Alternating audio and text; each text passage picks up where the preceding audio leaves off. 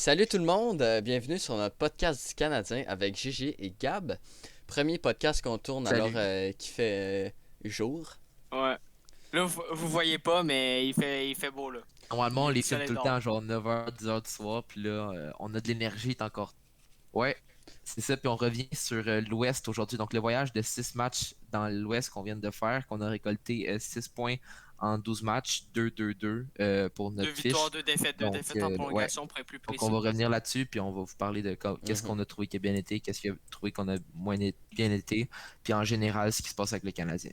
Mm. Quelques sujets de discussion. On a l'alignement, les prolongations, mais surtout les trades rumeurs qui vont venir plus tard dans l'émission.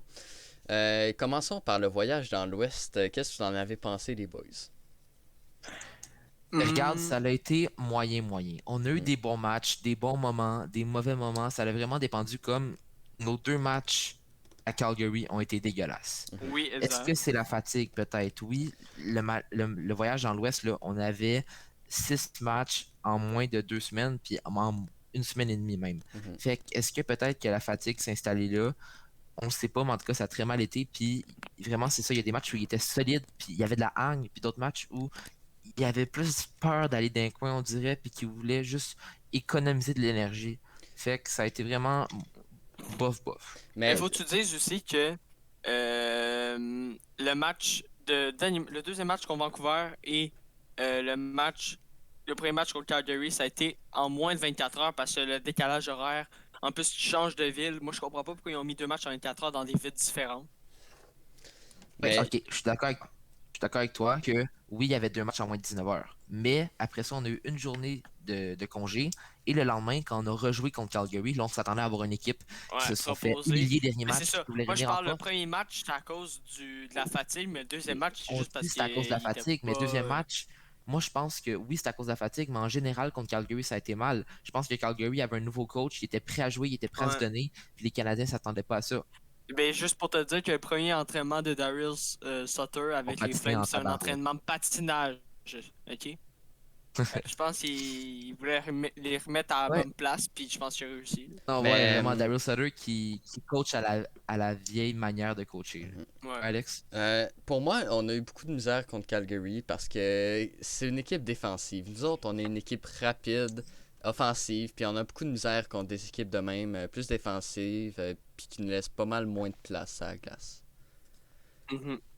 Ouais, c'est ça. Exact. Quand ils nous laissent pas le temps de développer nos jeux, puis de partir nos jeux, puis on a à se presser à sortir la puck de notre bord, ça marche pas pantoute. Les defs, on a des jeunes defs encore comme Romanov ou comme Kulak, tu sais que oui, il a joué dans NHL, mais c'est pas le gars avec le plus d'expérience non plus, qui parfois vont faire des erreurs, puis c'est normal. Puis avec des équipes pas juste vite, puis pas juste qui met de la pression, mais imposante comme Calgary, ça Ouais. fait peur aux defs qui parfois vont se débarrasser de la rondelle peut-être une seconde trop rapidement qui va nous faire causer beaucoup d'erreurs. Mais gars, en général, OK, à Vancouver, on a récolté 3 points sur 4, une Ouais. victoire puis une défaite en prolongation. À Calgary, deux défaites, 0 points sur une possibilité de 4. Et à Winnipeg, 3 points sur 4, puis une victoire, une défaite en prolongation.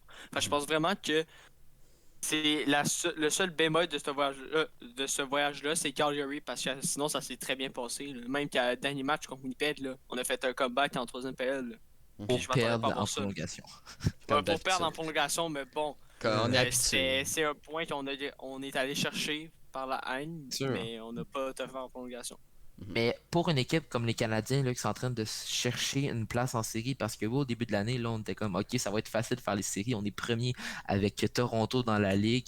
Là, on a descendu, puis je pense que chaque match est tellement important. Là. C'est vrai ce qu'il dit, là, c'est des matchs à 4 points. Puis Brendan Gallagher l'a dit aux médias, il était pas content qu'on ait seulement récolté 6 matchs, puis il dit que Mais c'est ça. c'est vraiment pas assez dans un match de 56 Parce saisons. que là, pour faire les séries, il n'y a pas d'équipe de repêcher, là, qu'on Non, c'est disait vrai. dans ces classements. Parce que c'est comme des matchs ouais, exactement, des matchs à 4 points. Parce que quand tu montes pas, ça fait monter doublement l'autre parce qu'il est dans la même C'est ça. division que toi. C'est ça. T'as pas la chance de. Parce que tu joues pas contre les autres divisions. Totalement. Fait que c'est tout le temps des matchs extrêmement importants. Puis perdre contre Calgary aussi, une équipe qui était en compétition avec toi pour la place, qui est pas loin de toi dans le classement, ça fait extrêmement mal. C'est même plus 4 points, c'est 18 points de partie, là. J'exagère un Ouais. peu. Bon, 36. 72. Ok. Bon. Ben là, je vais passer à. On pourrait dire nos 3 étoiles de ce voyage-là. là. Qui veut commencer? Pas moi. Gab, si tu veux, je te laisse commencer. Vas-y, je vais commencer. Ma première étoile, j'irai avec un gars qui s'est revivé, qui est revenu à la vie quand Denis Ducharme est arrivé au poste d'entraîneur-chef par intérim. C'est Jesperi Kotkaniemi. Ouais, Là, totalement. je sais pas ses stats devant lui, mais je pense qu'il aurait coté peut-être un 1, 2, 3, 4, peut-être 5 points en 6 matchs dans le voyage. Environ, ouais. Puis là, dernier match, on l'a mis avec Josh Anderson puis Jonathan Drouin. Les 2 derniers matchs à Winnipeg.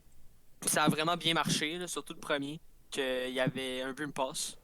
Et Ouais, ben là, ça débloque pour lui. Puis il est même en train de dire ah, ben là, Suzuki était premier centre. Mais là, il est même en train de dire ah, ben là, c'est moi le premier centre. non, mais c'est vrai parce que totalement d'accord avec ce que tu dis. Pour la raison que Kéké, de match en match, s'améliore. Oui, il y a l'arrivée de Charme qui peut-être change le message, qui fait en sorte qu'il est plus à l'aise. Ça se peut. En même temps, il joue avec un Jonathan Drouin euh, qui s'est revivé lui aussi depuis que Ducharme est arrivé.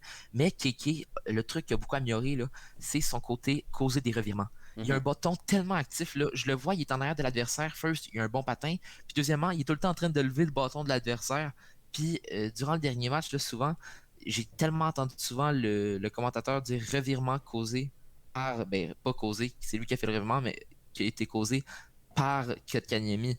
Puis c'est un truc que les jeunes de même, plus qu'ils vont faire ça, plus que logiquement, ils vont passer du temps en zone active et ça peut tellement dans son développement. Puis je suis juste content qu'il se développe de même. Puis peut-être pour rattraper Ketchuk pour qu'on soit moins fâché de ne pas avoir pris Ketchuk à un moment donné. Ah, moi, je suis pas fâché. Ouais. Non, moi non plus. Ben moi non plus, c'est un bon choix, là, mais peut-être que Kanimi, ça va juste prendre un peu plus de temps se développer que Ketchup, puis ça arrive à tous les joueurs, là, même les meilleurs, ça prend du temps. C'est vrai, quand on l'a repêché, là, on le savait d'avance que c'est un gars qui était pas supposé faire une grosse impact dès la première année. Oui, on l'a envoyé en NHL juste parce qu'on n'avait pas d'autres joueurs. Mais je pense que le laisser un an en AHL ou juste le laisser dans sa ligue en Europe pendant un an, ça aurait peut-être fait du bien parce que tout le monde le savait, les scouts le savaient. Je suis sûr que même Montréal le savait, que c'est un gars qui était Justement, il était pas classé troisième. Là. il était pas pantoute au max de son développement. Fait que peut-être que laisser développer tranquillement, ça aurait été mieux. Parce que, premièrement, là, quand on l'a repêché, il était pas du tout classé troisième, il était peut-être classé 12, 13 dans ce coin-là. Puis on l'a repêché troisième parce que Montréal avait besoin d'un premier centre dans l'avenir. Là, on en a 2, Suzuki puis Kotkaniemi. Puis là, c'est en train de s'échanger parce que Kotkaniemi, il y a des meilleurs moments en ce moment. Ben, C'est pour ça que je le mets première étoile, tu sais. J'ai toujours su que Kotkaniemi allait avoir un meilleur potentiel que Suzuki. Ouais, c'est sûr. Ben, regarde, on parle d'un gars qui a été repêché troisième au total. C'est sûr que oui, peut-être qu'il est plus jeune que Suzuki, mais c'est sûr qu'en talent pur, je pense que Keke en a plus que Suzuki. C'est d'après moi, là. Je vous parle d'après moi. Je sais qu'il y en a qui pensent qu'en termes de IQ de jeu, Suzuki bat Keke, mais je parle en termes d'agressivité, puis juste, je sais pas comment dire ça, mais il y a un truc que Keke a que Suzuki a pas. C'est peut-être juste la volonté de reprendre la rondelle. Genre, quand il s'est enlevé la rondelle, Keke devient fâché, là. Tu le vois, il est fâché puis il veut aller la rechercher. C'est ça que je vois pas peut-être chez Suzuki. Ouais. Bon, pour passer à ma deuxième étoile de la semaine, j'irai avec un Jeff Petrie. Ouais. Bon, lui, il est constant depuis le début de la saison, mais je pense que c'est vraiment le gars qui a mieux marché à Calgary dans le bazar qu'il y a eu, qui a fait un but, qui était de toute beauté. Puis même, là, il contribue à chaque match offensivement. Je pense que dans les 7 des matchs, il y a genre 5 buts, 2 passes. C'est incroyable. Puis il est candidat pour le Norris. Candidat pour le Norris, assurément. Regarde. Vraiment, il s'améliore d'année en année. C'est comme... Ben, je vais faire la comparaison, là, mais c'est comme par exemple, pour les adultes, c'est comme un vin. Il devient de meilleur en meilleur les années. Plus il est vieux, plus il est bon. Nice Tu sais. comparaison, nice comparaison. Ouais, mais Petrie, le truc que j'aime de lui, c'est que il est pas parti avec les dents des Canadiens. Ça veut dire les matchs où les Canadiens ont été moins bons depuis le début de la saison. On a tout le temps vu Petrie qui était constant sur son jeu, puis qui restait Mhm. à son meilleur, un peu comme Edmondson aussi. Ce duo-là de défenseurs a pas vécu les downs en général que l'équipe a vécu. Je Mhm. pense que c'est Parce que la Manson, je partie. pense qu'il est encore C'est ça. premier pour les différentiels dans le national. Ouais, il est encore premier avec, je l'ai plus sur moi, mais dans les plus 20 quelque chose, là, OK? Ouais. Fait que je pense que Edmondson, c'était le meilleur gars qu'on pouvait avoir pour Petrie parce que Petrie, ça se voit qu'il donne 100% confiance à Edmondson, puis il a pas peur d'aller pincher en attaque parce qu'il sait qu'Edmondson est capable de fermer le côté, Ouais. l'attaque de l'autre équipe à lui tout seul. Mhm. Mhm. Fait que c'est parfait pour Petrie, ce qu'il y a en ce moment. Mhm. Pour ma troisième étoile, j'hésitais en deux joueurs. C'était soit Toffoli ou Price. Je pense vraiment que je vais y aller avec Tyler Toffoli. Il a donné il a fait la remontée à Winnipeg. Il a marqué 2 buts à Vancouver. Puis aussi son jeu. Là, on l'a promu avec. On l'a mis avec Suzuki. Puis Gallagher, dernièrement. On va en reparler d'Eline tantôt. Je pense vraiment que c'est une bonne combinaison qui va, dans les prochains matchs, ça peut devenir très intéressante. Puis, Ouais, ben là, il est deuxième au marqueur, troisième maintenant, parce que David a 20 buts.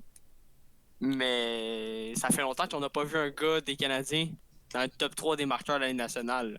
ouais, c'était exactement ça qu'on espérait avoir de Toffoli quand on était allé le chercher.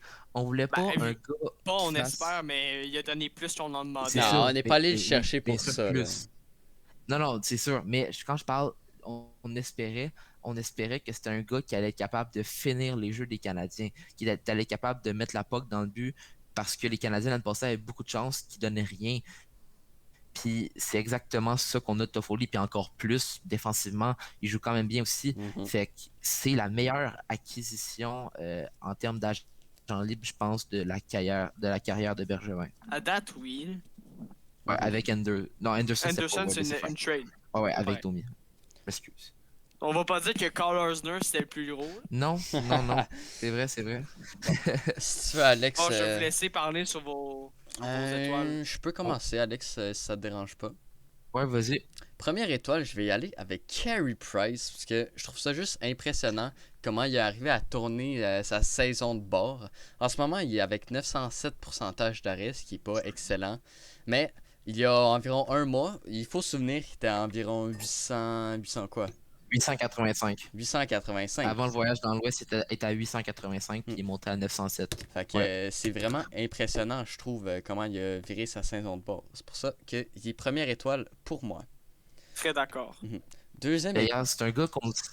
Carey Price, c'est un gars qu'on sait qu'il allait avoir des up and down. Il a tout le temps eu ça. C'est sûr que là, il était dans un particulièrement un À gros part down là, peut-être depuis en le début de la saison. 2014-15, qui était Ouais, c'est incroyable, vrai. mais il a gagné genre 10 C'est vrai, mais trophées. en général, Kerry, c'est vrai qu'il est connu pour avoir certains moments plus faibles, certains matchs plus forts. Puis c'est à Marc Bergevin et à Ducharme à trouver les façons de le remettre sur la bonne voie à chaque fois. En ce moment, Puis c'est c'est en ça train que de Marc marcher. Bergevin a fait en le donnant un nouveau message, en apportant Schanberg dans l'équipe.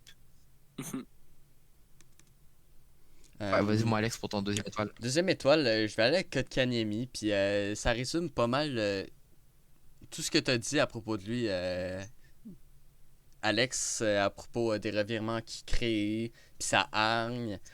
Ça résume pas mal tout ce que j'avais à dire sur lui. Et Hmm. Ben, peut-être petit truc supplémentaire à propos de Keke, là. J'ai oublié de le dire. Là, il commence à plaquer le joueur et pas à plaquer la bande. Il s'améliore là-dessus.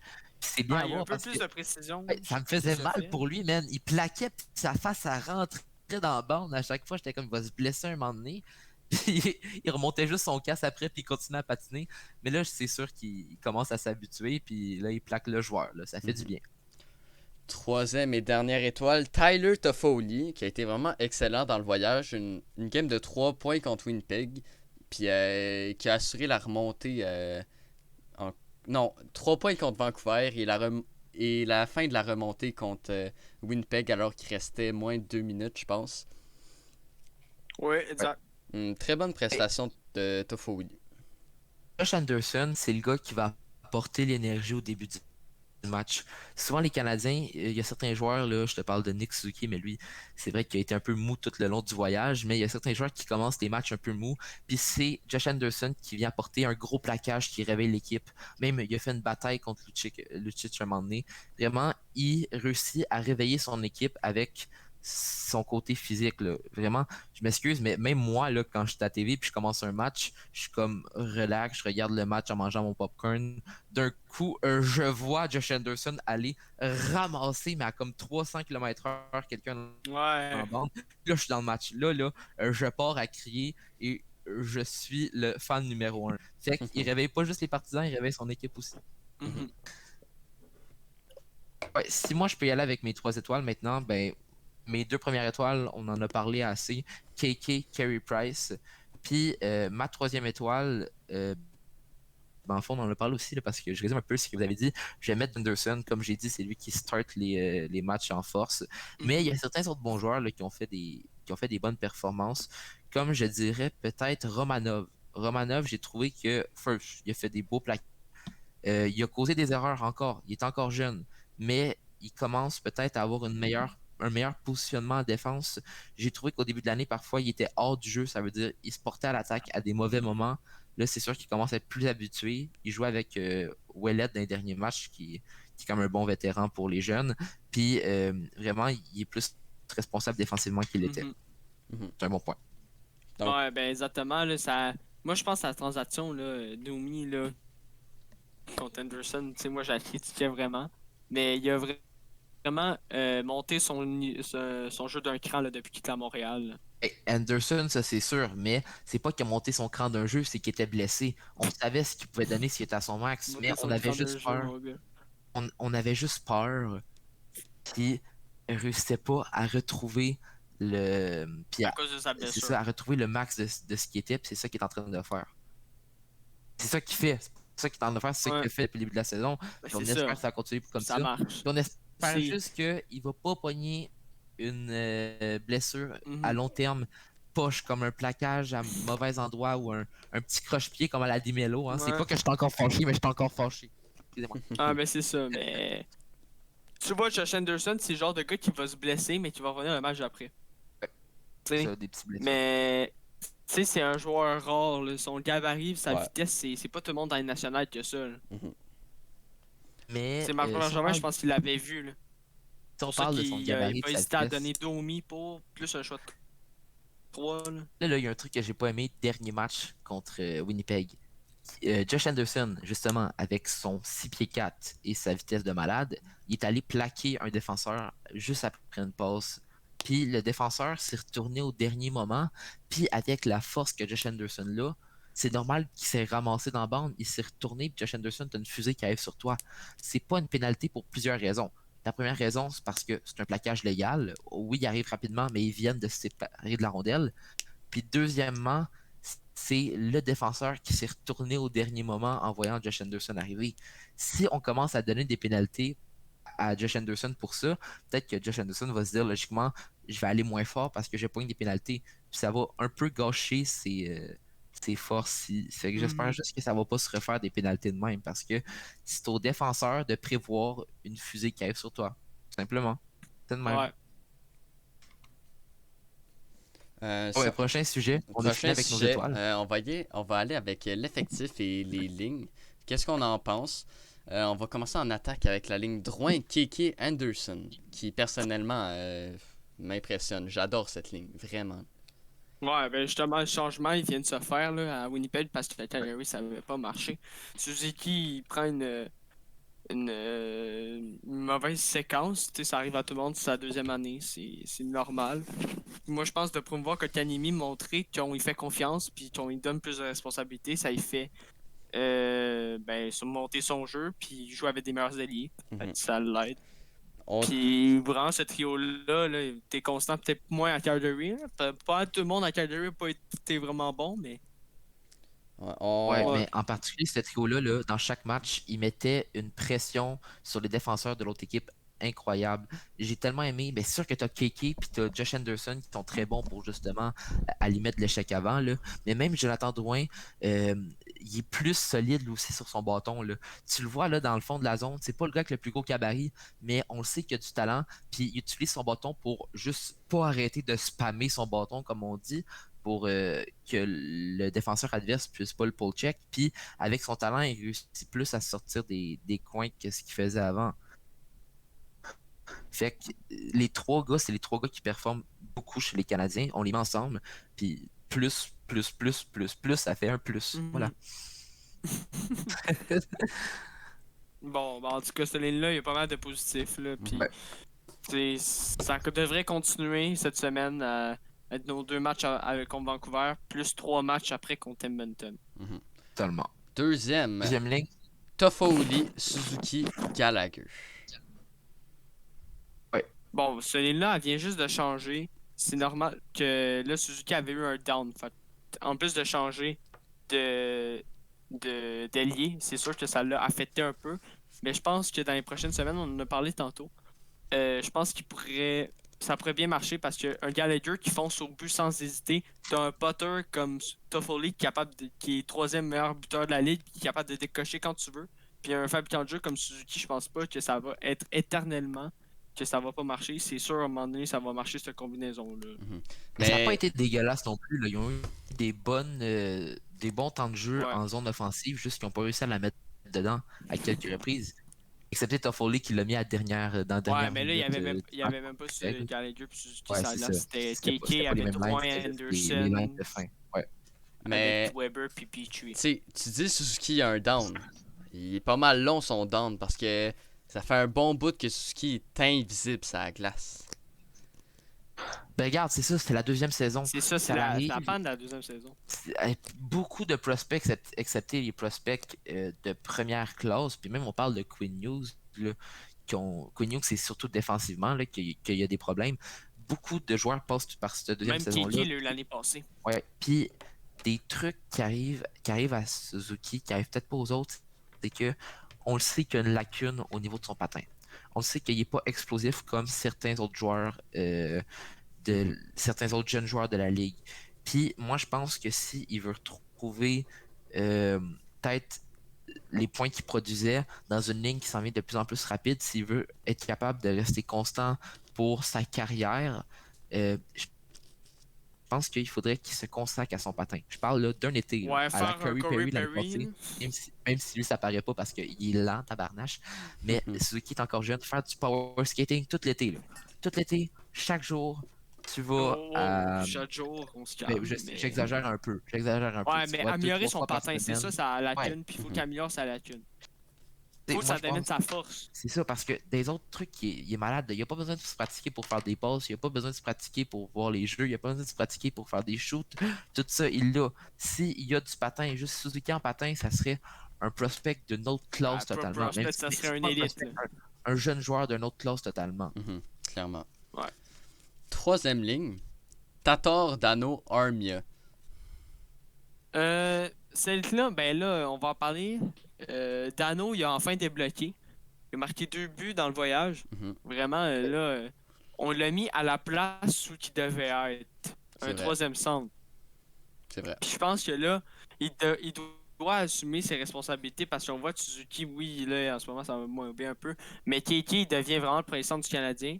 Puis Suzuki, ben là, ça va s'interchanger, je pense. Puis Dano, là, en ce moment, est à sa place. Puis là, il est pas mal entouré. Là. Il y a un Tatar qui était meilleur pointeur du Canadien l'année passée. Et Armia qui est quand même un attaquant de puissance pas mal utile dans la fond de la zone, en arrière de la ligne de ringuette, je dis. Là. Ouais, parce que Armia, sa grosse force, c'est gagner les batailles d'inbound. En plus d'avoir un tir du poignet. C'est quand que tu vas Armia pas avoir la puck dans un duel d'inbound. Pas souvent. C'est ça qui fait... Je t'avoue que Vas-y. moi, Armia, je suis un peu déçu. Sincèrement, On dirait que quand il s'en va sur la glace, il fait un petit rush papier-ciseau avec lui-même avant de commencer. Puis s'il gagne, il va se donner. S'il perd, il va pas se donner. Parfois, je le vois arriver sur la glace, puis il y a de la hargne. Justement, il va gagner ses batailles parce que lui, il est bon là-dedans.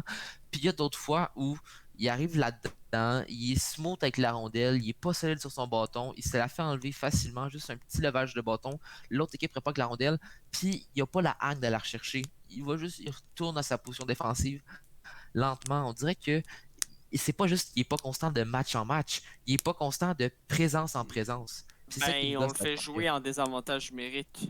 Mhm. Fait je verrais pas pourquoi sa défensive elle serait pas bien.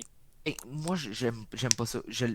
C'est pas le type de joueur que j'aime. Je trouve qu'il y a un gros gabarit, mais il s'en sert pas assez. Oui, il gagne ses batailles parce qu'il y a un gros gabarit, mais c'est quand qu'on va le voir aller donner des coups, aller finir des hits, aller montrer qu'il a la volonté d'aller chercher la rondelle, sincèrement. Moi, c'est pas ça que je trouve Ouais, de tu lui. dis, Ben, il y a- Armia, c'est plus ce genre de gars qui va utiliser sa longue portée. mais J'aime pas comment il joue. J'aime juste pas Alex, comment il joue. Vas-y. Il est smooth. Il est trop smooth. Alex, Ouais. tu dis, il utilise pas assez son physique, il gagne ses batailles juste parce qu'il a un bon physique. Ça vient pas Ben, tout c'est ça, seul. s'en sert un physique. Il Justement. utilise son Non, physique. justement. C'est pas qu'il l'utilise, c'est qu'il a son physique. C'est Mais c'est normal qu'il pas. gagne ses batailles. Est-ce que tu vas me dire que. Je sais pas, j'aime juste pas comment il joue. Je veux qu'il joue avec plus de hang. Je veux juste que quand il y a la POC, il soit pas smooth puis il parte lentement. Je trouve qu'il y a un manque de volonté de gagner. Je sais pas, j'aime pas comment il joue. Ok, ok, ça je peux comprendre, mais Ok. c'est pas vrai qu'il gagne ses batailles juste parce qu'il a un bon physique. Non. Laisse-moi. Et bon physique.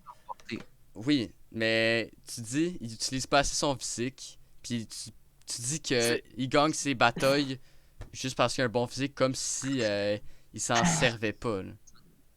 En Et tout cas. regarde, je te prends l'exemple de Gallagher. Mhm. Gallagher, lui, il a pas un gros physique, mais il va avoir de la hargne dans les batailles pour se gagner ces batailles-là.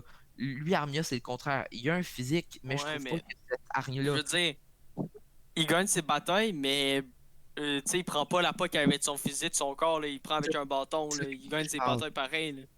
C'est ça que je parle. Mais non, Exactement, mais, regarde, t'as résumé ce que je voulais dire. mais c'est ça, mais même Armia, pis tu sais, puis Gallagher, pour gagner des batailles, t'as pas juste besoin d'un physique, faut t'as du bâton, puis Armia, c'est pas juste à cause de son physique qu'il gagne, il a quand même un bon bâton d'un coin, mais c'est juste que quand il est au milieu de la glace, pis tout, il est un peu invisible, on va dire. Ok, ok, je Ouais, comprends. c'est ça. Juste le nombre de fois où j'ai vu des mauvais trucs qu'il a fait durant le match, là, parce que, Tu je sais, sais pas c'est moi, ça, mais il est bon parfois, ses bandes, mais au milieu de la glace, c'est comme, je fais quoi? c'est vrai, parfois il va sortir avec la rondelle, mais après ça, il va se la faire enlever, il va faire une mauvaise passe. Ça l'arrive. On dirait que j'ai tellement cette imagination là, qui me gosse, puis que quand je regarde Tu sais, parfois, ça je suis serait comme, le ah genre de ouais, gars de patine, first ah line, ouais, donne l'effort. pas third line. Je vais. Puis il est Mhm. quand même payé Ouais, je pense que 2,6 millions, là, tu sais, son contrat achève, mais. Ben, c'est pas un mauvais Ouais, contrat, là. c'est pas un mauvais contrat, mais. Ben, c'est un ouais. bon contrat. Ouais, ben il finit cette année. Fait que c'est ça, plus. Je sais Bon. pas s'il va demander moins. Moi, je pense que je demanderais moins cher. Ça serait peut-être dans les 3 millions, honnêtement, là. Ben, c'est sûr qu'on va demander moins cher parce que quand il est arrivé, logiquement, il y avait un rôle plus important parce qu'on n'avait pas les joueurs qu'on avait en ce moment, un peu comme à la Dano. Dano il jouait sa première ligne parce qu'on n'avait pas de premier centre. Joël Armia jouait à une position plus dans les premières lignes pour la raison qu'on n'avait On n'avait pas pas ces d'ailier. joueurs, justement. Mais là, on en a, fait qu'Armia, j'espère lui aussi qu'il va accepter sa position de third ou fourth liner. Mhm. C'est ça qu'il faut qu'il Ouais. fasse. Bon, Bon, la fourth quatrième. line, là. Byrons, Evans, Perry. Puis j'aimerais qu'on parle plus de Evans, qui a été, Moi aussi. qui a été scratché une game cette saison. Puis, Ouais. Deux. par pas Ouais, mal deux. le fait qu'il soit invisible sur la glace, ce qui amène aux rumeurs de Luke Glendening à Montréal. Je penserais Ouais. pas que ça soit Evans qui part là-dedans parce que c'est pas un centre qui est très âgé, il est encore jeune et 24 ans. à 24 ans justement, puis on regarde un peu comment Dano a commencé dans la ligue avec le Canadien, on va dire que c'était il n'y avait pas la position la plus importante, puis il a grow up les échelons pour se rendre justement. Se dire, Il on en va se dire, prend. là, Anno à Chicago est quand même déçu, puis il jouait sur la Fort Line. C'est ça, exactement. Fait que moi, je vois un Jake Evans, un gars qui a quand même le potentiel de devenir un excellent joueur défensif à la Dano. Euh, un peu comme il est en ce moment, tu vois, c'est un gars qui est pas dégueulasse offensivement, mais que non plus, faut pas que tu comptes sur Dano pour aller scorer un but, par exemple, tu vois. Mhm. Fait que je pense que Jake Evans peut devenir ce type de joueur-là, puis je le vois pas partir dans un échange dans les prochains jours. Moi, je Non, pense non. qu'il va rester notre Fortline. Je dis pas qu'il va partir dans un échange, loin de là. C'est Non, sûr qu'il va rester avec nous. et c'est Mais sûr, il va rester, moi, mais Ça, moi je dis c'est pour ça que ça, tu là, parlais. parce que Luke Glendening a été lié à il gagne Montréal, 66%. puis c'est un centre. Fait que c'est qui remplace au centre? À moins, Ah, il y a à juste moins que Jake tu Evans mets, qui peut remplacer. à moins que tu mets Evans à Ouais. l'aile, puis ouais, mais sinon tu le gardes dans ton stretch. Mhm. C'est vrai, pour Mais les temps où Evans joue bien, c'est vrai qu'un Glendening pourrait aller faire un excellent job pour prendre sa place. C'est Moi, vrai. je pensais que tu voulais parler de échanger non, Jake non, non, Evans. Ben non, non, non, non, ben non, au non. contraire. Ça, j'étais totalement en désaccord. Ça, c'est mal Non, me c'est ça. connaître, Alex. Là. Ouais, ben, je sais pas, là, je pensais que c'était ça. Oublie ça. C'est oublie dans ça. un échange comme justement, là, on parle de Glendening, là, vous verrez qui partirait dans ça serait juste Ben, un choix ah ou ouais, juste ben, avec un joueur. je pense, parce que ben, ça dépend du cap, là. Mais il est Mais payé combien? c'est ça que je m'en vais voir tout de suite. Mais Luke Glendening, c'est pas un gars qui a beaucoup de Que je pense pas qu'il est valeur. payé cher, je pense qu'il est payé 1.5 quelque Laisse-moi te dire chose. ça. Genre. 1.8. Mais 1.8, c'est ça. Ah, Fait ouais. qu'il faudrait quand même laisser partir un joueur avec du salaire. Mhm. Parce qu'on n'a pas la place, on est genre 44 000. Peut-être Lekonen, Mais, parce que là, il est ouais, un gars comme. scratch. Ben là, justement, moi je voulais parler de lui parce que là, il est stretch. Puis en ce moment, c'est le gars qui est. Tu sais, moi je pense qu'un gars comme Lekonen, c'est beaucoup le genre de Steve Yzerman qui est bon défensivement, puis qui est quand même capable de décocher.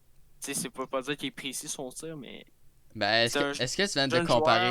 Puis la... Est-ce que tu viens de comparer Lekonen à Iserman? Non, Non, j'ai pas dit non. ça. C'est le genre de joueur que Yzerman aimerait bien avoir dans Ah! Ça. Ok, ok. parce qu'il est bon défensivement. Puis en attaque, il a quand même un bon tir, mais ça veut pas dire que sa précision. Là, on sait qu'il y a Puis, des gens. mais Ouais, vas-y. ouais, Laisse-moi finir. mais Lekonen, tu vois, il va pas. En ce moment, l'équipe qui est canadien, je pense pas qu'il va plus aller avec la Fort Line. À moins qu'il y ait un blessé. Parce Puis en ce qu'on moment, on il est a tellement stretch. deep là-dedans. Là. Ouais, ça, il y Ouais. a trop de Puis, depth. puis aussi, il faudrait laisser la place peut-être à un moment donné à un Ryan Peeling de faire une coupe de Ouais, match. Peeling, en Des ce moment, joueurs est en qui font train de du bien ouais. décolliner la AHL. Et là, je sais que ce joueur-là, là, on a beaucoup de trucs préfets sur lui, là. Mais Jordan Wheel est tellement fort dans la HL aussi en ce moment. Là. Ryan Peeling et Jordan Wheel sont en train de décoller, c'est ça. Fait qu'il faudrait peut-être laisser la place aux deux d'avoir leur chance Ben, à la Moi, j'ai une c'est question ça, mais. à vous poser. Où est-ce que vous voyez Pelling à l'avenir à Montréal? Est-ce qu'il va remplacer Dano ou est-ce qu'il va être échangé parce que, vu nos centres, son avenir peut être mis en question? Mais Peeling, je pense pas qu'il va devenir un centre, pour être bien honnête. Je pense plus qu'il va devenir un ailier attaquant puissant. Je t'avais dit qu'il voulait, genre, un peu devenir Josh Anderson, puis prendre la masse. Moi, sincèrement, je vois pas Pelling à Montréal. Je vois pas c'est quand qu'il va avoir une vraie option de montrer son talent, de montrer ce qu'il peut faire. Fait que je le vois plus dans un échange, sincèrement. Là, on parle beaucoup de Ekholm. Mhm. Ryan Pelling, ça serait un joueur que À je sais pas, Nashville. Nashville voudrait aller chercher. Fait que pourquoi pas l'échanger contre Ekholm qui pourrait venir. Tu sais, le Canadien, en ce On va moment, en faut parler qu'il plus tard. gagne maintenant. Là. L'échanger qui pourrait venir aider Shea à la défense là, durant En ce moment, l'absence de Trey. tu vois, avec les contrats qu'ils ont signé Tatar puis Dano, là, c'est le Canadien, faut qu'il gagne maintenant. Là. C'est Faut ça, que t'ailles chercher un Icon, là. Moi, là, T'as pas le choix d'aller chercher un gars, là. j'ai deux possibilités avec Pelling. Soit il se fait échanger dans la trade à Ekholm, ce qui serait possible, ou dans si un on, autre trade. si on le voit à l'avenir, il prend la place de Dano. Ben, moi, je Comme pense pas, troisième comme j'ai centre. dit, là, je pense pas que Peeling va devenir un centre. Il l'avait dit, puis il voulait changer Admettons qu'il de devient un position. centre. Là, en ce moment, il est un centre, puis je suis pas mal. Je suis Ben, je presque pense plus que c'est Will. convaincu. Là. Je pense que c'est Will, le centre Ah, à c'est la Will balle. le centre. C'est Ok. Will le centre à Laval. Pelling, il joue pas sa deuxième. Non, il joue avec Will, c'est la first. Ok. À l'aile. Ok, ok. D'accord. Pour ça, ben, il avait dit qu'il voulait changer de Ta ferme, ta position. gueule, ta ferme. Tu fais ton Mais c'est ça. smart. Moi, je pense. Peeling, en vrai, comme potentiel, je vois bien que un third line. Ok, Un, ouais. un bon third line. Ouais. C'est à Capable- l'aile. Tu vois, capable un de- attaquant puissance avec Josh Ouais. Anderson, mais un peu moins bon. Mais un third line. Mhm, mhm. Ryan Spelling a quand même aussi un bon côté de finisher. Hein. Puis ce côté-là, il y a beaucoup d'équipes qui ont besoin de finisher actuellement là, parce Ouais. que moi, j'aimerais dire que dans les drafts, je vois de plus en plus, on dirait que les fabricants de jeux sont de plus en plus nombreux et les scorers naturels sont de plus en plus. Oui, il y a à chaque fois, là, il y a du Cole Caulfield, Ça, c'est il y a du. rare, là. C'est ça, Alexander Cole Caulfield, Holtz. c'est de Ouais, ça. Thunder Il y a Rolls. plein de joueurs comme ça, mais Raymond. c'est de plus en plus rare, ces types de joueurs-là. Fait que je pense qu'un Ryan Pelling, qui a quand même un bon côté finisher, puis en plus, il peut aller justement aller chercher ce côté-là d'attaquant de puissance, il pourrait avoir une assez grosse valeur sur le Il est marché. encore jeune. C'est ça. Il a Il a 25 ans. 22 Non, ans? 25, 23? 23. Non, je sais plus. Je pense que j'ai 23. Mais en tout cas, mais Ryan Peeling, faudrait. Si on compte le garder, il faut lui donner sa chance. Sinon, ben, tu l'échanges. Ouais. Parce que, en vrai, pour le respect de son respect, puis montrer qu'on veut pas scraper sa carrière dans AHL, il faudrait peut-être l'échanger si on compte pas l'utiliser. Ouais, il a 22 ans en passant. Ok. Ok, parfait. Donc, pour finir avec la Fort Line, j'aimerais juste préciser que Perry a pas mal. Est pas mal. Comment dire. Il a sa place dans Assuré de l'alignement rester dans maintenant. l'alignement. Mhm. Ouais. Donc, Oui, c'est un gars qui est tellement fort devant le filet, là. Mhm. Il a pas perdu ses mains. Et vraiment, là, parfois, il te sort des feintes que tu fais.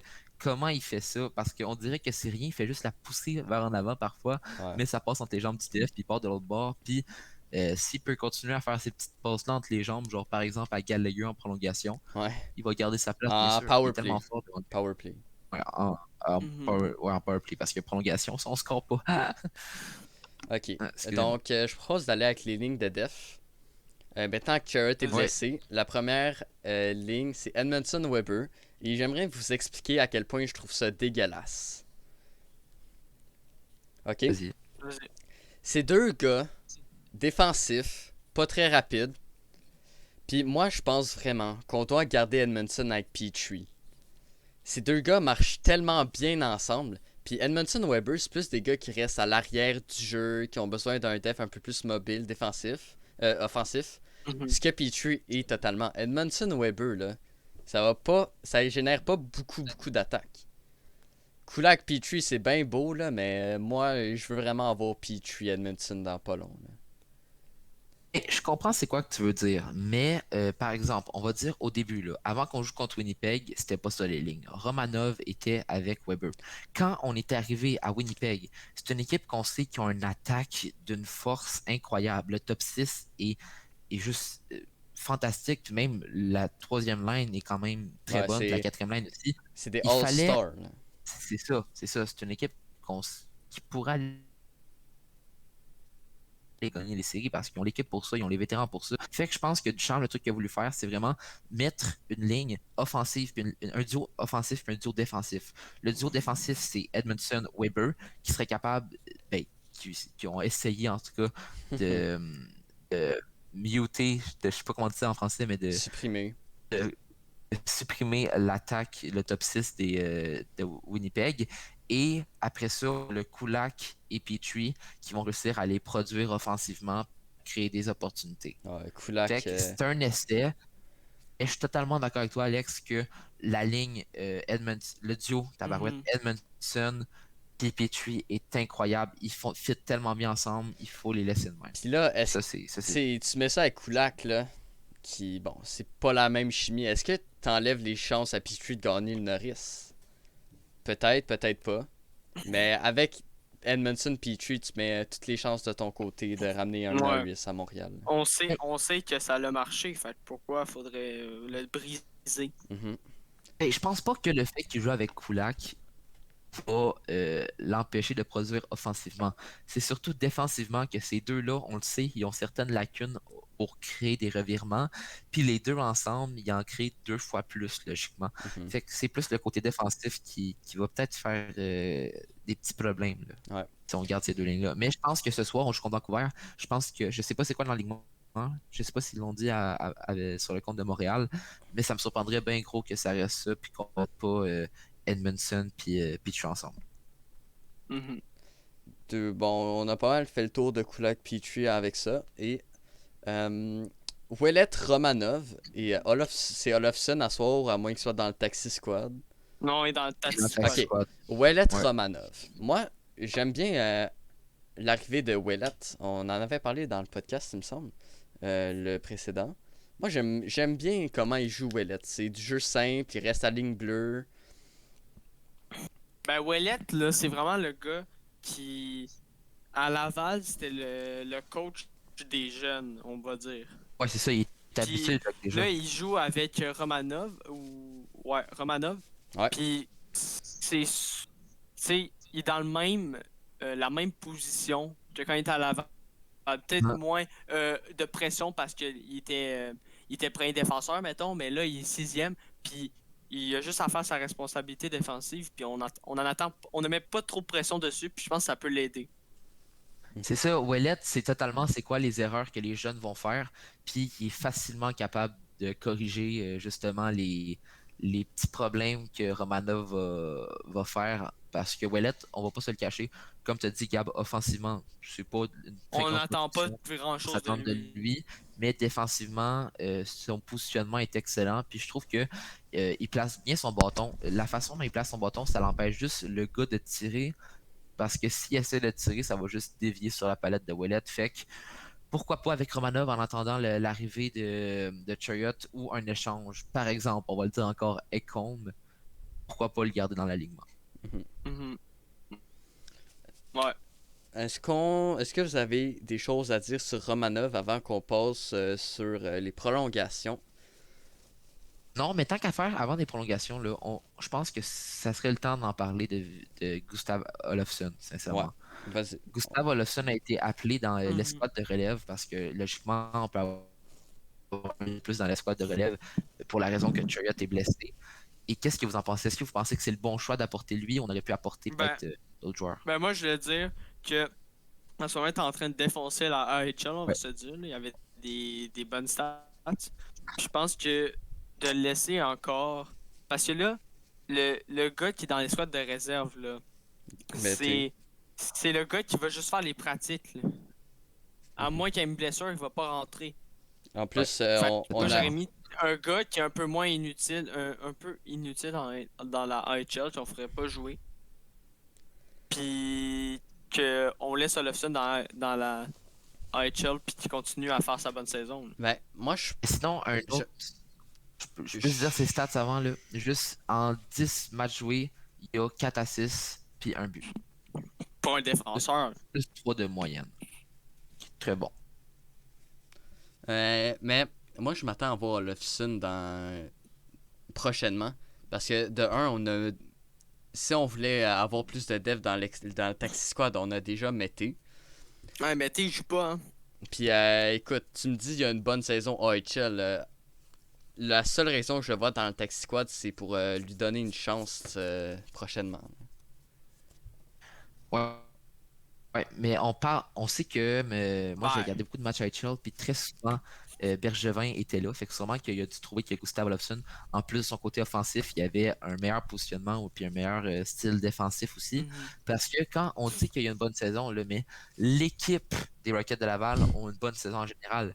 Puis c'est pas le défenseur qui a produit le plus offensivement. Là. On parle d'un Otto Leskinen qui est à 1,7 à 6 en 14 matchs et d'un Josh Brook qui est à 2 buts, 5 passes Ouais.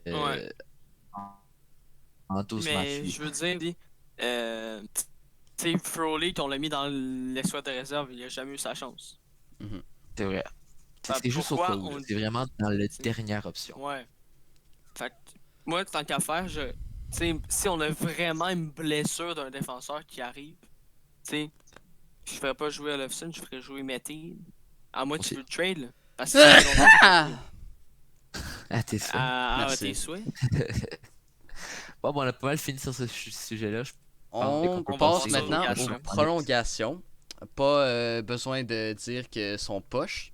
Mais quelle ligne vous feriez? Hey, moi, je suis tanné de voir Dano puis Byron Ouais. première line. Là, n'empêche rien, j'y verrais bien en prolongation, mais pas comme premier. Tu sais, par exemple, on va prendre les Jets de Winnipeg. Ils ont 2 vagues. Ils font jouer que les 2 vagues les mêmes. C'est 3 attaquants. La première, c'est Dubois, Connor et Healers. Puis la deuxième, c'est Wheeler, Shifley et c'est qui l'autre? C'est Stachny. Ils font toujours 3 attaquants, puis regarde, tu vois, ils gagnent à chaque fois quand ils sont en prolongation contre le Canadien. C'est vrai parce qu'on met Dano puis Byron. Genre, je comprends ce que Ducharme a dit. Ducharme, là, à un moment donné, je sais pas si c'est Ducharme même qui l'a dit, mais en tout cas, c'est ça qu'on a compris, c'est il met Byron puis Dano pour que le premier truc qu'ils font, c'est supprimer l'offense des Jets pour après ça que les gros joueurs embarquent. Mais ça n'a pas de sens parce que c'est tout le temps des gros joueurs. Il y a juste des gros joueurs dans l'équipe. Fait que ça marche pas sa technique. C'est ça, mais c'est ça que je viens de dire. C'est ça que je voulais dire moi aussi. Il y a juste des gros joueurs. Fait que, mais pas Dano. Ils mettent juste 2 vagues. Quand t'enlèves Dano puis Byron, t'as du Dubois qui rentre, t'as du Shifley qui rentre, fait que ça sert à rien. Ouais. Non, mais là, c'est sa première vague. Ok. Mais, tu sais, ce que je veux dire, c'est que, tu sais, tant qu'à faire, là, mettre direct tes gros joueurs comme eux, puis mettre 3 attaquants, essaye-là. Prolongation, là, tu fais scorer, c'est ciao, là, t'as pas de chance, là, faut que tu mettes tout de ton bord, là. Puis tout de ton bord, c'est pas mettre Dano puis Byron. Je sais pas vous, moi je mettrais là, comme première ligne, là, je mettrais KK au centre avec Toffoli puis Jeff Petrie à la def. Ok, moi c'est la même affaire, sauf que j'aurais mis Drouin à la place de Toffoli. C'est vrai. Ben moi je Toffoli parce que c'est un bon finisher puis on le sait puis c'est ça qu'on a besoin en prolongation. Puis oui, deuxième ligne, ça pourrait être peut-être une sorte Toffoli Anderson avec. Moi, je mets Toffoli sa première. Deuxième ligne, je mettrais plus peut-être du Josh Anderson puis Drouin qui est capable d'être au centre durant une prolongation. Les gars, moi je veux qu'on se mette. Vas-y Marty, moi je mets Drouin à la place de Toffoli. Parce que Overtime, c'est plus une game de rapidité. Là. C'est vrai, c'est sûr. Toffoli pis Suzuki, c'est pas le gars qui a le plus de patin aussi. C'est pour ça que je mettrais un KK à côté qui est capable de patiner assez rapidement. Ok. Ben, moi, ce que je vais dire, c'est on se met-tu des raids de gars qu'il faut pas qu'ils soient en prolongation?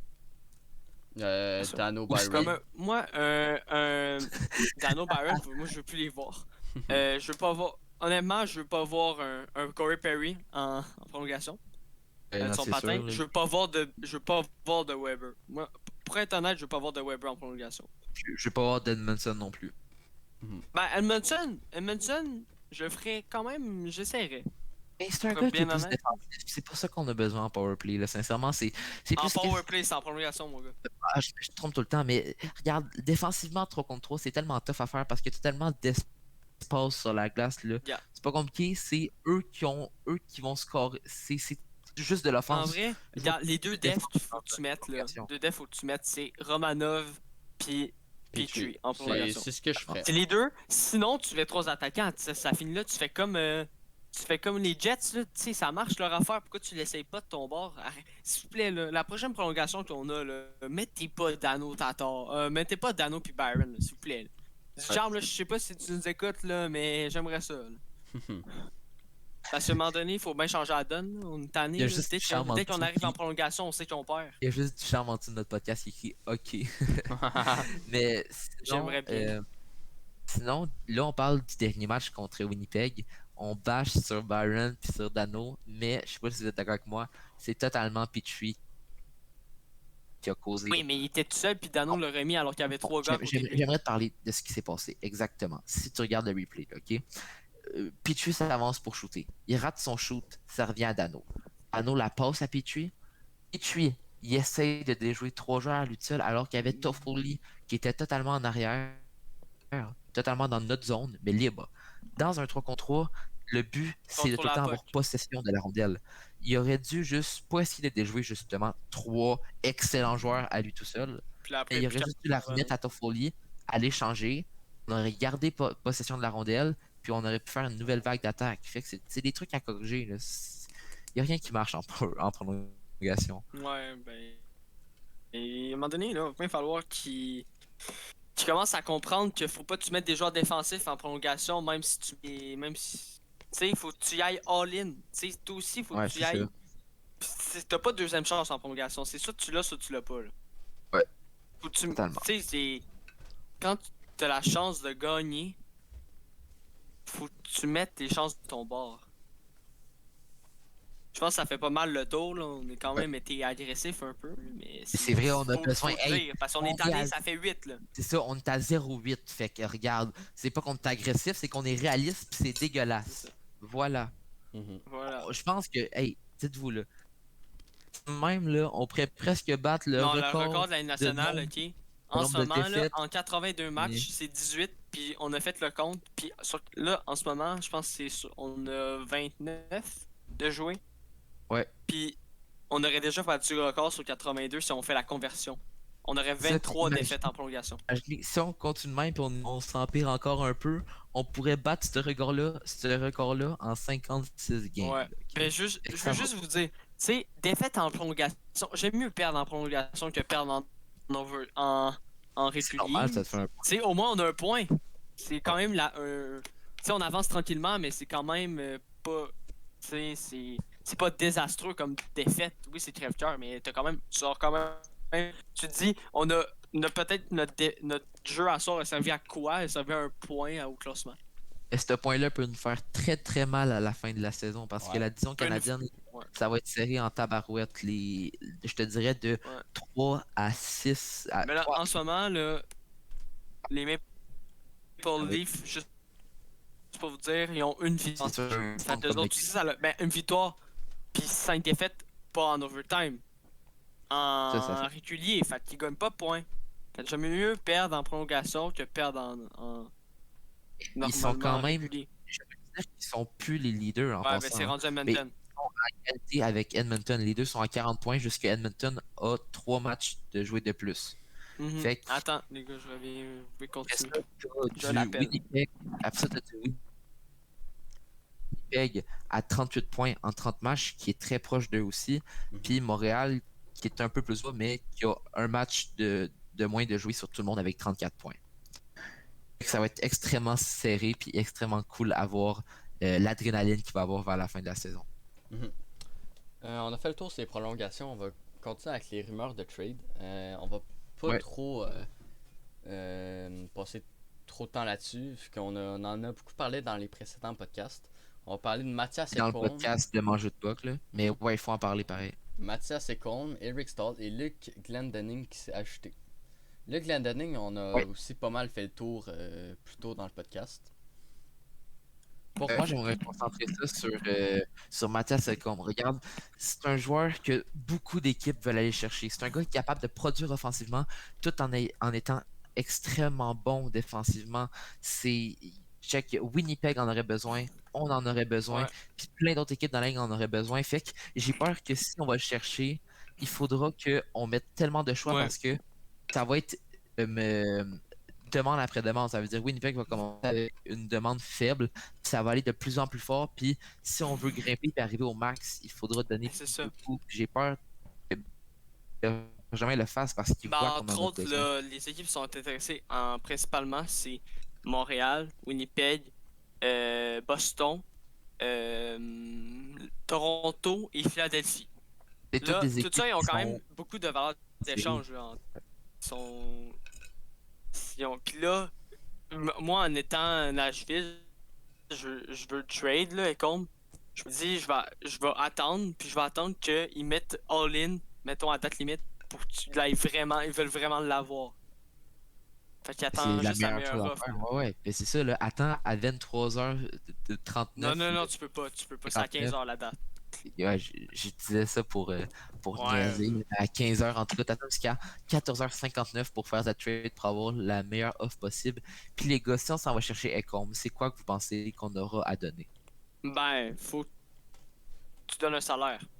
Ça, c'est sûr. Ça Ben, va être faut vraiment que barreur. si Sherrod il est plus là, ben il est plus blessé. tu peux donner Charrot parce que Charrot il aurait plus sa place, puis ça va être un dump cap parce que tu ne pourras pas jouer. À moins que tu veux retirer un Kulak ou un Romanov dans les squads de réserve.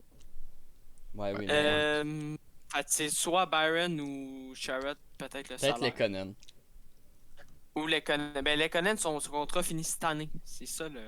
Ben oui, mais il peut Fait bien qu'il compte plus vraiment sur la masse l'année prochaine. Mais il faudrait qu'il compte sur la masse cette C'est- année. Ça pourrait Les gars, marcher.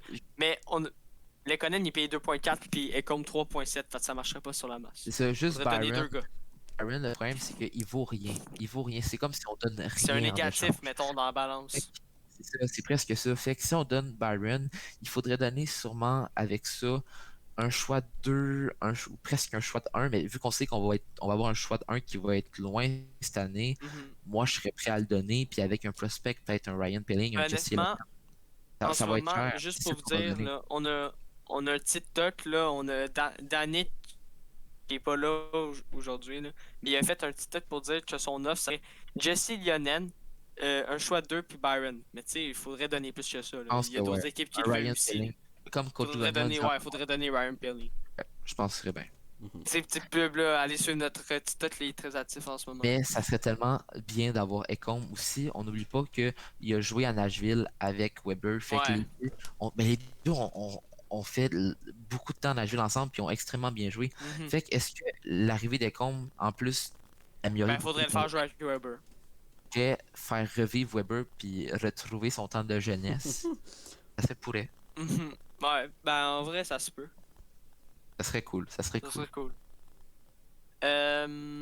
Là, ça, vous avez parlé du jeune Jordan Harris. Mhm. Qui Non, on n'en a pas parlé attend. encore. Là, le Canadien, il a soumis une offre de contrat d'entrée.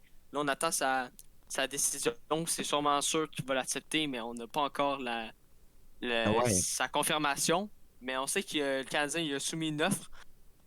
Qu'est-ce que ça vous fait d'entendre qu'on offre un contrat à Jordan Harris avant Cole Caulfield? Regarde, en même temps, Cole Caulfield, c'est parce que lui, ils viennent de finir. Je sais pas si c'est Ben, fini en c'est fait, fini, là, c'est l'AMC. fini, c'est fini. Mais C'est fini, son mais équipe ils va viennent- peut-être être invitée au Frozen Four. C'est ça, fait que lui, il faudrait peut-être attendre un peu. Jordan Harris, ça fait un peu plus longtemps avec Northeastern qui sont éliminés. Mhm. Puis, regarde, sa saison dans la NCAA est finie. Fait que je vois pas aucune raison pourquoi il voudrait pas venir avec l'organisation de Montréal puis continuer à jouer peut-être avec le Rocket. Mhm. Et Mais le c'est problème- assurément avec le Rocket. Je veux dire, Mhm. Ben, un problème ici, c'est que là, si tu signes à la fin de la saison comme ça, faire un an. oui, on est au milieu de la saison, mais si tu fais perdre une année de contrat comme une demi-année, est-ce que ça serait vraiment. Ouais, là, on sait qu'il y a une offre à Jordan Harris, mais est-ce que c'est une bonne décision? Regarde, on n'est pas sur la fin de la saison, là, ok? On parle Ils sont qu'il en reste milieu encore de la saison. moitié de la HL, la moitié de la NHL.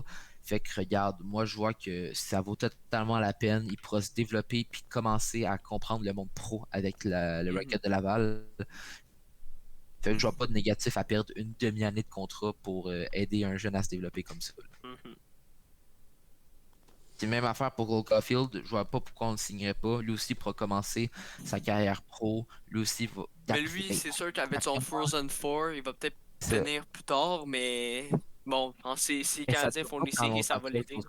Non plus, là, ça va pas durer. Mais si tu Cole Caulfield, là, on se dit, est-ce que vous le mettriez. Quand on va le signer, là, on va-tu le mettre à Laval ou à Montréal direct? Bonne Laval. question.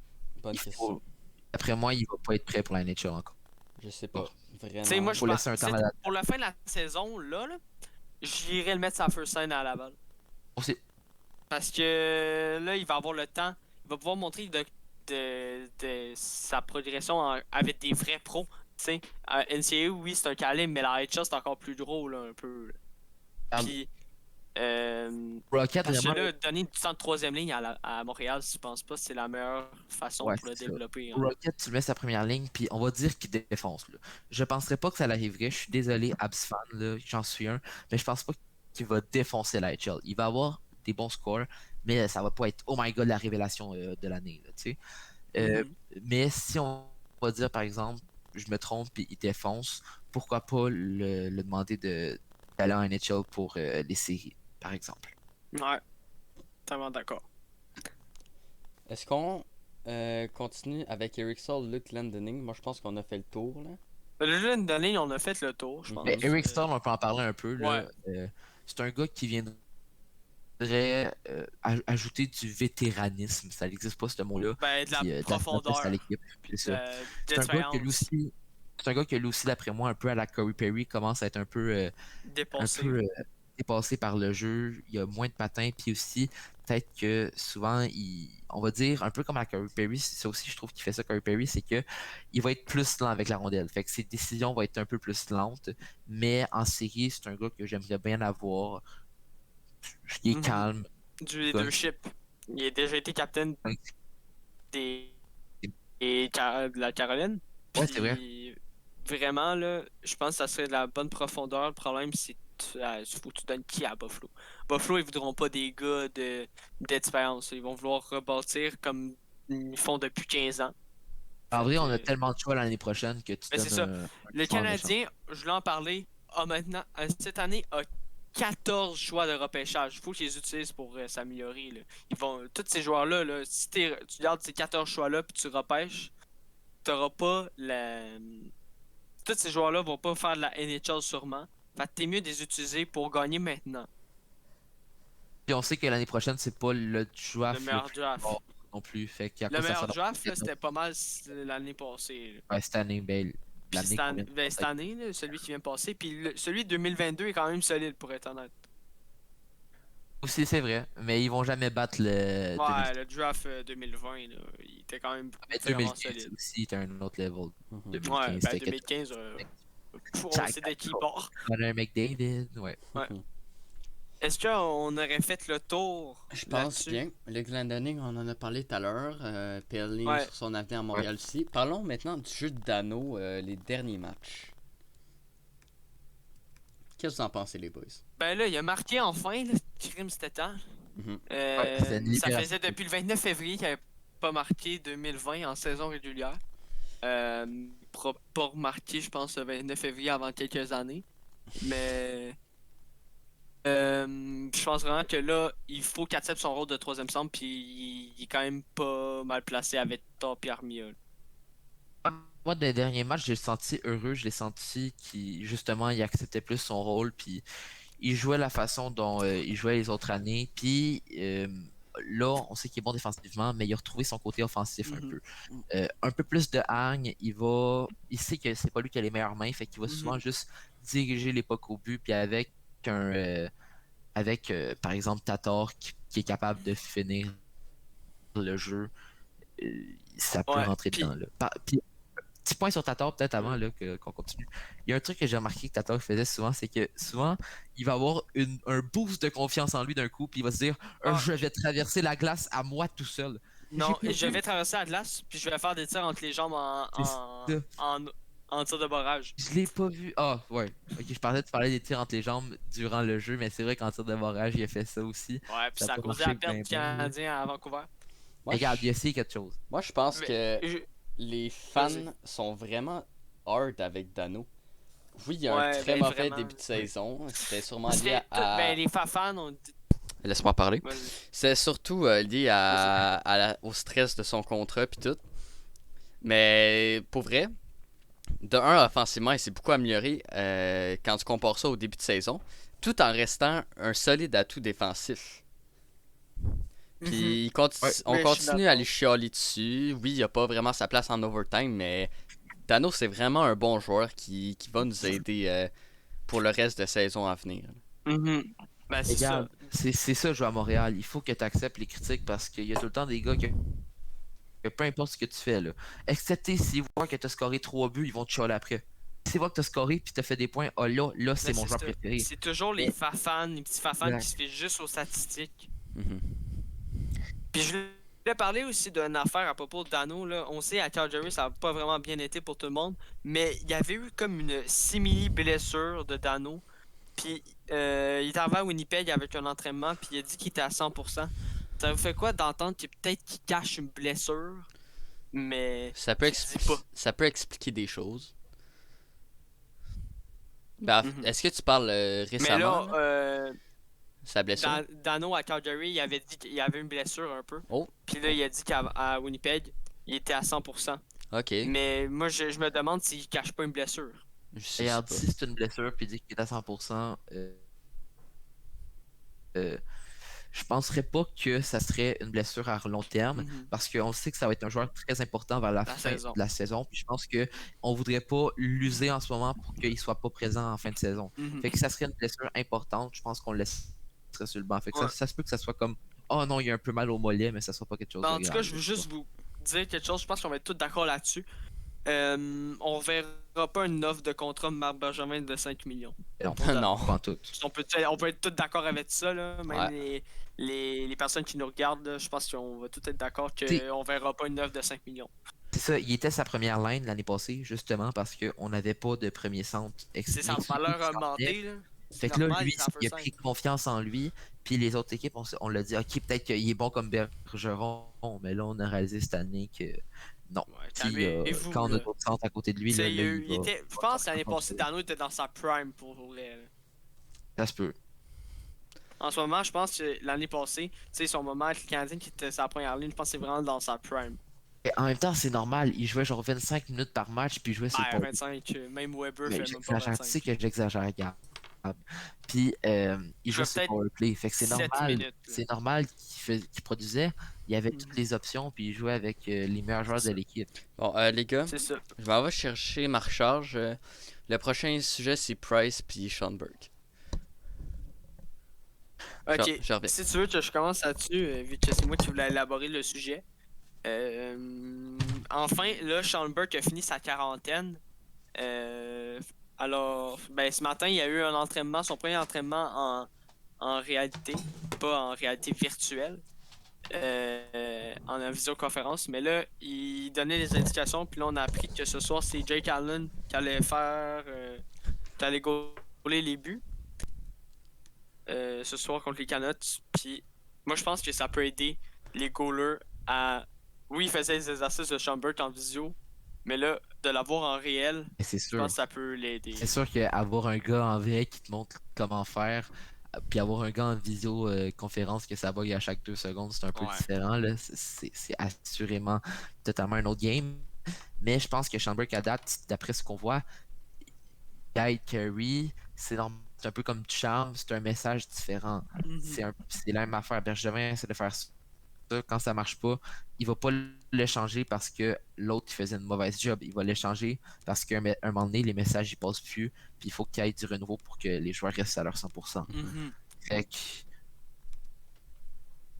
Ben, je pense vraiment que ça peut aider encore plus. Déjà que Price a il a rebondi là, dernièrement.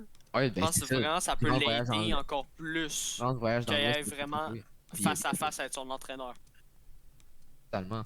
S'il peut continuer à prendre la confiance comme il a depuis les 6 derniers matchs, puis on le sait, c'est un, c'est un gardien que s'il fait des miracles, fait que s'il peut nous apporter en série, une Ouais. fois en série, il fait ses miracles, tout va bien aller, puis les fans des Canadiens vont arrêter de dire on le trade, puis ils vont dire meilleur goaler Ouais. au monde. Puis Voilà, surtout aussi, tout ça simplement. peut aider Jake Allen parce que ça fait pas longtemps qu'il est là. Fait qu'il était pas vraiment attaché à Stefan Waite. Puis vraiment, Schomburg, là, il a déjà été un gardien dans la 800 nationale. Je dis matchs pas, à ça a été NHL. ça a pas été le gars le plus prodigieux dans l'histoire. Et 800 matchs, c'est quand même Mais beaucoup. 800, Là. 800 matchs, ok, mais il n'y a pas le gars qui a plus de victoires, là. Non, Ça veut dire. si je vous dis Ok. le différentiel en NHL, là, juste pour le fun, là, on est vers la fin de ce podcast, je vais vous dire ça. Ouais. Ben, 902. je vais continuer sur le sujet. 902, 910. lui, c'est par cœur. Ouais, 902%. Ouais. C'est pas le meilleur gardien, mais il a l'expérience. Fait que ça peut aider pour un gardien de la trempe de Price, même Allen. Ce que je veux dire, c'est que Jake Allen, vu que tu connaissais pas vraiment Stefan Waite vraiment comme Carey Price, je pense qu'une voix qui change comme ça peut pas. Ça l'impacte pas autant Price. Price a réussi à rebondir. Fait que je sais pas pourquoi Jake Allen pourrait pas garder sa constance qu'en ce moment. Là. On fait moins gauler un peu parce qu'on fait plus confiance à Price en ce moment. Mais c'est quand même le but de la saison en ce moment, vu qu'il y a beaucoup de matchs, c'est de faire jouer ton deuxième gardien. Et là, faut que tu le fasses jouer. Là, parce qu'il y a 2 matchs en 2 soirs. Là, C'est ça, exactement. aujourd'hui, Premier demain. soir, Jake Allen, demain, ça va être Carey Price. Ouais, Tout exactement. simplement. C'est sûr. On passe au dernier sujet. Ouais, Vas-y. let's go. Euh, On va parler de Ducharme après quelques semaines du Canadien et son nouveau système de jeu plus offensif. Donc, Ben, c'est pas juste lui qui apporte l'offense, c'est aussi Alex Ouais. Burrows. Parce Mhm. qu'Alex Burrows, on sait que c'est un gars qui est très porté sur l'attaque. À date, j'aime ce qu'il fait. On voit le dès que ça marche pas, il change les lignes, puis les combinaisons qu'il y a. Quand tu regardes ça, on va dire par exemple là, sur NHL 20, ça ferait toutes des plus 5. Ouais. Puis c'est un peu ça que je pense que ça va faire dans les prochains matchs, des plus 5 aussi en vraie vie. Là. On Mais c'est parle ça. de lignes qui ont des fabricants de jeu, des attaques de puissance, puis des finishers. Tu sais, tu C'est vois, ça qu'on veut. Julien, là, c'était le gars qui changeait pas ses lines. Mhm. Il fallait qu'il attende vraiment quand ça marchait pas. Vraiment, le monde disait il faut que tu changes ta ligne. Puis là, il échangeait. Mais là, Duchamp puis Burroughs, entre autres, là, les deux, là, les nouveaux, qui sont à leur poste, ils n'hésitent pas à changer les lines. Dès que ça marche pas, ils les changent. Puis ils tentent de quoi. Ce que Julien faisait pas. Julien, il changeait les lines, mais seulement en désavantage numérique. Non, c'est ça, mais il Charles changeait jamais. Burroughs. Hey, Dano C'est pis Tatar, il l'a gardé pendant 2 ans Ouais, consécutifs. totalement. Ça fait. Depuis que Duchamp est arrivé, là, il l'a changé. Ça faisait 2 ans qu'ils étaient ensemble. Et moi, je parle de en désavantage numérique, c'est très mieux ce que Jim fait là. Il va pas mettre tous les joueurs en désavantage. Tu auras du C'est ça. Armia. Tu sais, on voyait Toffoli, on Ivan. voyait. Ouais, t'auras les joueurs. On tu sais, voyait Suzuki, c'est pas sa place. Là. C'est Là, très t'as mieux. Armia, Evans, Dano, Byron, puis ils font des rotations, puis ça marche bien. Donc, est-ce que vous voulez parler un peu du Rocket avant de finir l'émission? Bon, on en a parlé un peu tantôt. On a C'est pas parlé un compliqué, peu. Ils ont une excellente saison. Ils Jouent un ont match gagné par en mois. overtime, Ryan Pill. On va dire. Ouais, dernier match, Jordan et Ryan Pilling, les deux ont eu 3 points. La preuve qu'ils sont en train de battre. Pilling en ce moment a totalement. 6 points en 3 matchs. Bon, ma mère commence à faire la balayeuse, fait que si on peut finir dans pas long. Ouais. Vas-y. On peut finir ça. Bon, Let's go. ben merci de nous avoir écoutés. J'espère que ça vous a plu. Puis on se retrouve pour de prochains podcasts. Salut! Ciao.